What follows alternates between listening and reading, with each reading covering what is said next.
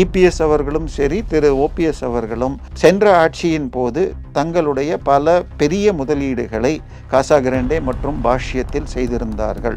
OPS உடைய 1000 கோடி காசா கிராண்டேலையும் பாஷ்யத்தில் ஒரு 3200 கோடியும் இன்வெஸ்ட் செய்யப்பட்டிருந்தது. ஸ்டாண்டர்ட் சார்ட்டர்ட் பில்டிங்லேயும் 60 அடி இல்லை அப்படின்னா 60 அடிக்காக சில திருத்தங்களையும் செஞ்சுட்டு அதை வாபஸ் வாங்கியிருக்காங்க.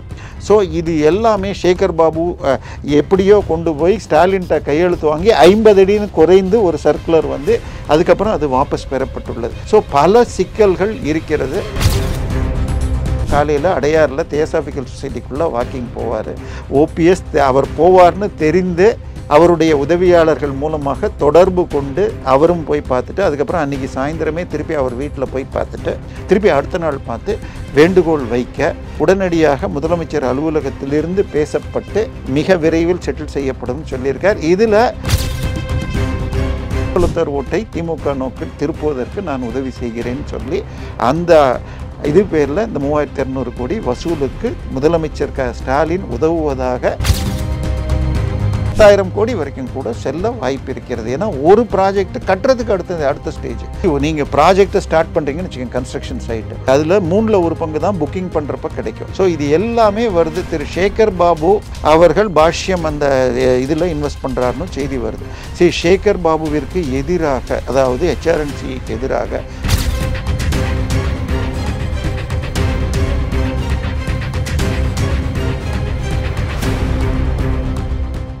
ரியல் ஒன் நேயர்களுக்கு வணக்கம். இன்று நம்மளுடைய நேர்காணலுக்கு அரசியல் விமர்சகரான திரு தேவப்பிரியா அவர்கள் வந்திருக்காங்க. சார் வணக்கம். வணக்கம்.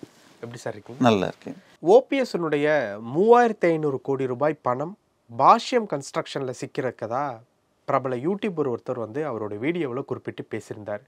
யூடியூப்பில் இன்றைக்கி வரக்கூடிய ஒரு தகவலை முழுமையாக உண்மை அப்படின்னு எடுத்துக்கிட்டு பேச முடியாத ஒரு சுச்சுவேஷனில் இருந்தாலும் ஓபிஎஸ்னுடைய 3500 கோடி ரூபாய் பணம் சிக்கிருக்கு இல்லை அப்படிங்கிறத ஒரு அடுத்த ஒரு விஷயமா இருந்தாலும் சமீப காலமாக திமுகவில் இருக்கக்கூடிய சபரீசன் அவர்கள்கிட்ட ஓபிஎஸ் சந்தித்து பேசின அந்த ஐபிஎல் டைமில் வெளியான ஃபோட்டோ, வாக்கிங் போகும்போது சிஎம்ஐ சந்தித்து 2 நாட்கள் தொடர்ச்சியாக பேசின ஒரு விஷயம், ஓபிஎஸ் என்னுடைய தாயார் மறைவுக்கு உதயநிதி அவர்கள் ஸ்டாலின் அவர்கள் இவங்க 2 பேரும் போய் பார்த்து பேசிட்டு வந்தது, இந்த நிகழ்வுகள்லாம் வச்சு பார்க்கும்போது அந்த செய்தி உண்மையா அப்படின்னு ஒரு சந்தேகம் வருது. என்ன நடந்திருக்கு? இல்லை, 2-3 விஷயம் இருக்குது. தமிழகத்தில் சென்னையை பொறுத்த வரைக்கும் பாஷ்யம் கன்ஸ்ட்ரக்ஷனுங்கிறது ஒரு பெரிய கம்பெனியாக இருக்கிறது. போன முறை இதுவே பார்த்தீங்கன்னு சொன்னால் பல அமைச்சர்கள் மேலே இடி ரெய்டு வந்தப்போ ஏவவேலு வீடு வந்த பொழுது அதே நேரத்தில் காசா கிராண்டே மற்றும் அப்பாசாமி கன்ஸ்ட்ரக்ஷன்லேயும் ரெய்டு பண்ணாங்க. ஆனால் அவர்களை விடவும் அவர்களுக்கு சமமாகவும் ஒரே நேரத்தில் 10,000 கோடிக்கு மேலே ப்ராஜெக்ட் இன்றைக்கி பாஷ்யம் கன்ஸ்ட்ரக்ஷன் பண்ணிக்கிட்டு இருக்காங்க. உதாரணமாக கிண்டியிலேருந்து நீங்கள் சைதாப்பேட் போகிறப்போ அந்த இது கிட்ட ஹால்டா ஜங்ஷன் கிட்ட ஏபிடி மாருதின்னு இருந்த இடம் பல ஏக்கர் கொண்ட இடத்த இன்றைக்கி பாஷ்யம் டெவலப் பண்ணுறாங்க. ஸோ அது மாத்திரம் அதில் பில்டிங்கோடு இன்றைக்கி போட்டால் அந்த ப்ராஜெக்டுடைய மதிப்பு 1000 கோடிக்கு மேலே போகும். இப்போ சமீபத்தில் டெண்டரில் 1100 கோடி ரூபாய்க்கு நம்ம காலேஜ் ரோடு, அதாவது நுங்கம்பாக்கம் காலேஜ் ரோடு தான் போன வாரம் ஜெய்சங்கர் ரோடுன்னு பேர் மாற்றிருக்காங்க, நடிகர் ஜெய்சங்கர் பேரில். அந்த ரோடில் ஸ்டாண்டர்ட் சார்ட்டுக்கு சொந்தமான இடத்த வாங்கியிருக்காங்க. ஸ்டாண்டர்ட் சார்ட்டர்டு இதில் இன்னொரு அதே மாதிரி இதில் பார்த்திங்கன்னு சொன்னால் ஈசிஆரில் பிரார்த்தனா தியேட்டர்னு சொல்லி டிரைவின் தியேட்டர் இருந்தது. 29 ஏக்கர் இடம். அது இடத்துக்கு மாத்திரமே கிட்டத்தட்ட 500 கோடிக்கு மேலே மதிப்பு வரும். அதை தாண்டி அதில் வில்லாஸ் கட்டுறதுக்கு இன்னொரு 2000-3000 கோடி. இவ்வளவு ப்ராஜெக்டுகள் ஒரே நேரத்தில் செய்யணும்னா கேஷ் ஃப்ளோ எளிது கிடையாது. இவரே தான் அடையார் கேட் ஹோட்டலை வாங்கிட்டு அதில் மல்டி ஸ்டோரி பில்டிங்கும் கட்டிக்கிட்டு இருக்காரு. ஸோ இது மாதிரி இத்தனை கட்டிகிட்டு இருக்காருன்னா இப்பொழுது இவருடைய ப்ராஜெக்டில் அந்த எஸ்பெஷலி நீங்கள் இதை எடுத்துக்கிட்டால் ஸ்டாண்டர்ட் சார்ட்டருடைய 1100 கோடி இவருக்கு கேஷ் ஃப்ளோ டைட்டாக இருக்கு என்று அதில் இவரோடு இந்தியா சிமெண்ட்ஸ் அல்லது நம்ம இது சென்னை சிஎஸ்கே டீமுடைய ஓனர் இது மகள் அவர் சேர்வதாக இருந்தாங்க. பட் அவங்க பேக் அடிச்சிட்டாங்க. என்னன்னா அந்த ரோடுடைய விட்த்து 60 அடிக்கு கீழே. அதாவது மல்டி ஸ்டோரி பில்டிங் என்றால் G+3க்கு மேலே கட்டணும்னா இன்றைக்கி G+4க்கு மேலே. அதாவது நார்மல் பில்டிங்னா G+2, G+4ன்னா ஸ்பெஷல் பில்டிங்னு பேர். அதற்கு G+4 வேணும்னு சொன்னால் உங்களுக்கு 33 அடி ரோடு வேணும்.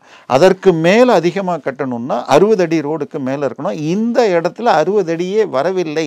கிடைக்காது என்று ஒரு செய்தி வந்ததால் அவங்க பேக் அடிச்சிட்டாங்க. ஸோ இப்போ அந்த இடத்தில் திமுகவை சேர்ந்த சில முக்கிய மந்திரிகள் இன்வெஸ்டர் சேகர் பாபுவும் அதில் இன்வெஸ்ட் பண்ணுறாருன்னு செய்தி வருது.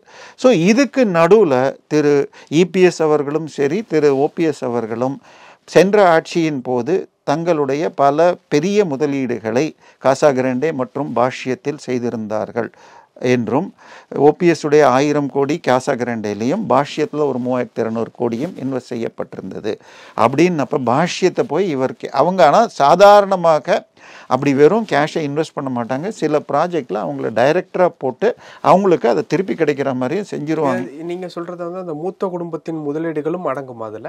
இப்போ அவங்க நேரடியாக ஜி ஸ்கொயர் பண்ணிட்டு இருந்தாங்க. பாஷ்யமும் சில விஷயங்களில் இருக்குது. அதாவது என்னென்னா, நீங்கள் ஜூபா கார்பரேஷன் ஒரு வெப்சைட் இருக்குது, அதில் போனீங்கன்னால் ஜி ஸ்கொயர் பிரைவேட் லிமிடெட் என்ற ஒரு இதில் போனீங்கன்னா 30 கம்பெனி வச்சுருக்காங்க.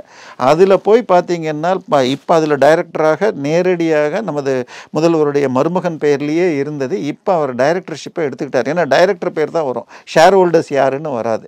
அதனால இப்போ டிஆர் பாலுவுடைய மகன் பார்த்தீங்கன்னா 18 கம்பெனியில் டைரக்டராக இருக்காருன்னு நேற்று தான். இல்லை, இன்னொரு மகன் ராஜா இருக்க முடியாது, ஏன்னா மந்திரியாக இருப்பவர் இருக்க முடியாது. அது மாதிரி இப்போ சில கம்பெனிகளில் இவரும் சேர்ந்து பண்ணியிருக்காங்களான்னு பார்க்கணும்.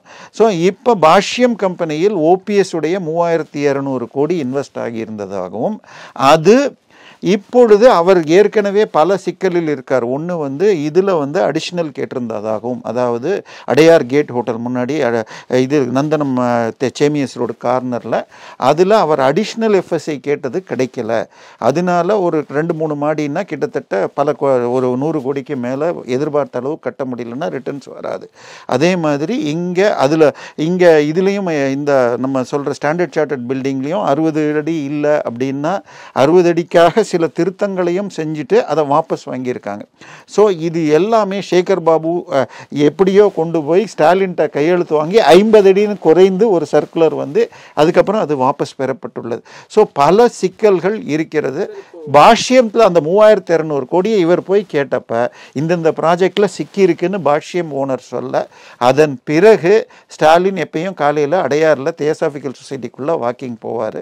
ஓபிஎஸ் அவர் போவார்னு தெரிந்து அவருடைய உதவியாளர்கள் மூலமாக தொடர்பு கொண்டு அவரும் போய் பார்த்துட்டு, அதுக்கப்புறம் அன்றைக்கி சாயந்தரமே திருப்பி அவர் வீட்டில் போய் பார்த்துட்டு திருப்பி அடுத்த நாள் பார்த்து வேண்டுகோள் வைக்க உடனடியாக முதலமைச்சர் அலுவலகத்திலிருந்து பேசப்பட்டு மிக விரைவில் செட்டில் செய்யப்படும் சொல்லியிருக்கார். இதில் சூப்பர் முதலமைச்சருக்கு வருத்தமாக, அதில் நம்மளுக்குன்னு ஒரு பர்சன்டேஜை வாங்காமல் ஏன் ஒத்துக்கிட்டீங்கன்னு.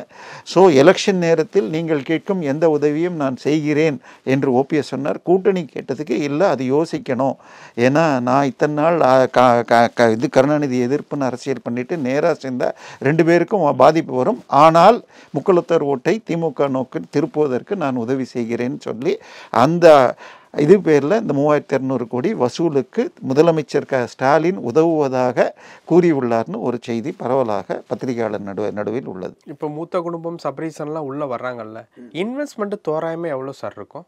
இல்லை, ப்ராஜெக்ட்டுக்கு என்ன பண்ணுவாங்கன்னா, இன்றைக்கி ஒரு ப்ராஜெக்ட் எடுத்தால் இப்போ நீங்கள் 29 ஏக்கர் ஈசிஆர் பேரில் பிரார்த்தனா தியேட்டர்னு எடுத்தீங்கன்னால் அங்கே ஏக்கர் 25 கோடி, ஒரு கிரவுண்டு 1.5 கோடின்னு போட்டிங்கன்னா 29 × 25 போட்டால் 750 கோடி வருது. ஸோ ஒயிட்டில் 250 கோடி தான் இன்வெஸ்ட் பண்ணுவோம். ஒயிட்டில் பார்த்தீங்கன்னா கைட்லைன் வேல்யூ என்ன இருக்குமோ அதுதான் வரும். ஸோ இது மீதி உள்ள 500 இந்த மாதிரி யாராவது கொடுப்பாங்க, அதை வேறு மாதிரி புக்கிங் வர்றப்ப ரிட்டர்ன் பண்ணுவாங்க. ஸோ இது எலெக்ஷன் டைத்தில் பண்ணுறது இந்த மாதிரி இருக்கும். ஸோ இப்போ அட் அ டைமில் எனக்கு தெரிஞ்சு பாஷ்யம், காசா கிராண்டே, அப்பாசாமி போன்றவர்கள் மெட்ராஸ்குள்ளே இன்றைக்கி பண்ணுற ப்ராஜெக்ட் எடுத்துக்கிட்டா லேண்டு காஸ்ட் மாத்திரம் கிட்டத்தட்ட 6000-7000 கோடிக்கு. நீங்கள் சொல்கிறபடி பார்த்தீங்கன்னா அதில் மூத்த குடும்பத்தினுடைய இன்வெஸ்ட்மெண்ட்டே கிட்டத்தட்ட ஒரு 800 கோடி கிட்டே இருக்கும். அதோட பல மடங்கு அதிகமாக வரும். பல மடங்குன்னா ஏதாவது ஒரு நம்பர் 10,000 கோடி வரைக்கும் கூட செல்ல வாய்ப்பு இருக்கிறது. ஏன்னா ஒரு ப்ராஜெக்ட் கட்டுறதுக்கு அடுத்த ஸ்டேஜ். நீங்கள் ப்ராஜெக்டை ஸ்டார்ட் பண்ணுறீங்கன்னு வச்சுக்கோங்க, கன்ஸ்ட்ரக்ஷன் சைட்டு, அதில் 3/4 பங்கு தான் புக்கிங் பண்ணுறப்ப கிடைக்கும். மீதி கட்ட இப்போ 2வது மாடி கட்டுறப்ப 5வது மாடி கட்டுறப்பன்னு தான் கேட்க முடியும். அதுவும் பேங்க் லோனில் தான் எல்லாமே கிடைக்குங்கிறதுனால கட்டுறதுக்கும் அவங்க கொடுக்க வேண்டியிருக்கும். சைமல்டேனியஸாக பல வில்லாக்கள், ஒரு பக்கம் ஜி ஸ்கொயர் வந்து ஈசிஆரில் டெவலப் பண்ணிக்கிட்டே இருக்காங்க, இன்னொரு பக்கம் காசா கிராண்டே பண்ணுது, இன்னொரு பக்கம் பாஷ்யம் பண்ணுது. ஸோ இது இடிஎஸ் ஸ்டாருக்கும் கூட ஓரளவு நேரடியாக முதல் குடும்பத்துக்கு தொடர்பு உண்டு.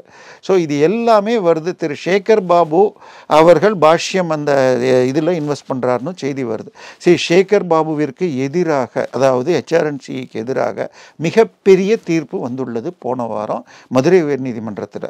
அதாவது இந்து மக்கள் கட்சின்னு சொல்லிட்டு இவர் நம்ம ராம ரவிக்குமார், நீங்களும் பேட்டி எடுத்திருக்கீங்கன்னு நினைக்கிறீங்க, அவர் என்ன பண்ணார், கல்யாண மண்டபம் கட்டுறதுக்காக ஏற்று வழக்கு போட்டப்ப நீதிபதி SM சுப்ரமணியன் கிட்ட வந்துச்சு. அப்போ என்ன பண்ணார்னா, எப்படி நீங்கள் கல்யாண மண்டபம் கேட்டுறீங்கன்னு கேட்டால் நம்ம பட்ஜெட் வரும், பட்ஜெட் வர்றப்போ முதல்ல இவர் நம்ம நிதியமைச்சர் பட்ஜெட் அமைப்பார், அதுக்கப்புறம் அடுத்த நாள் ஒவ்வொரு துறையாக அந்த துறையின் மானிய கோரிக்கைன்னு படிப்பாங்க. நம்ம இந்து அறநிலைத்துறை சார்பாக வர்றப்ப இந்தந்த கோயிலுக்கு கல்யாண மண்டபம் கட்டுறோம், இந்தந்த கோயிலுக்கு ஷாப்பிங் காம்ப்ளெக்ஸ் கட்டுறோம், இந்த கோயிலுக்கு கோசாலை கட்டுறோன்னு இப்போ வருஷம் 500லேருந்து 1000 கோடிக்கு பட்ஜெட் போட்டிருக்காங்க. இவர் சொல்லிட்டார், இந்த முறை இது எதையுமே நீங்கள் கட்ட முடியாது, கோயில் காசில் கல்யாண மண்டபம் கட்டக்கூடாது, கோயில் காசில் இது ஷாப்பிங் காம்ப்ளெக்ஸ் கட்டக்கூடாதுன்னு உச்சநீதிமன்றம் வரைக்கும் போயிடுச்சு. நேற்றைய தினம் இன்னொரு தீர்ப்பு வந்திருக்கு. ஒரு 2 நாளைக்கு முன்னாடி, அதாவது உச்சநீதிமன்றத்தில் திரு TR ரமேஷ் அவர்கள் வழக்கு போட்டிருந்தார். அதை மிக தவறாக சன் டிவி உங்களுக்கு சொல்லியிருக்கு. அதாவது கொளத்தூரில் ஒரு காலேஜை மயிலாப்பூரில் இருக்கிற கபாலீஸ்வர் கோயில் பணத்தில் கட்டுறாங்க. ஆனால் மயிலாப்பூர் கபாலீஸ்வர் கோயிலுக்கு கொளத்தூரில் இடம் இல்லை, அதனால அங்கே இருக்கிற சோமநாதர் கோயில் இடத்துல இவங்க கட்டுறாங்க. ஆனால் அதற்கு முறையாக பக்தர்களிடம் இது நோட்டீஸ் கொடுத்து நாங்கள் லாங் லீஸ் கொடுக்குறோம்னு சொல்ல முறை பண்ணல அப்படின்னு வழக்கு இங்கே தள்ளுபடியாக உச்சநீதிமன்றம் போனால் நாங்கள் எடுத்துக்க மாட்டோம்ட்டாங்க. ஆனால் சன் டிவி என்ன பண்ணாங்க, கோயில் காசில் கல்லூரி நடத்துவதில் தடை இல்லைன்னு போட்டிருக்காங்க. இது உச்சநீதிமன்றத்தை அவமதிப்பு செய்வது. இதை எதிர்த்து நானே திரு எல் முருகன் அவர்களுக்கு ஒரு பெட்டிஷன் கொடுத்துருக்கேன். அவர்கள் இதற்கு மறுப்பு அறிவிக்கணும், இதற் போல பொய்யான அறிக்கை கொடுக்கக்கூடாதுன்னு சொல்லியிருக்கேன். ஸோ இந்த கடந்த 10 நாட்களில் சேகர் பாபுவிற்கு அவருடைய இந்து அறநிலைத்துறை 1000 கோடிக்கு மேலே கன்ஸ்ட்ரக்ஷனுக்கு டெண்டர் போட்ட அத்தனை ப்ராஜெக்ட் இப்போ நின்று போச்சு. ஸோ அவருடைய இன்வெஸ்ட்மெண்ட் இப்போ பாஷ்யத்துக்கு வேற எங்காவது தான் எடுத்து தரணும். பல விஷயங்கள் பேசணும். நேரத்துக்கு ரொம்ப நன்றி சார்.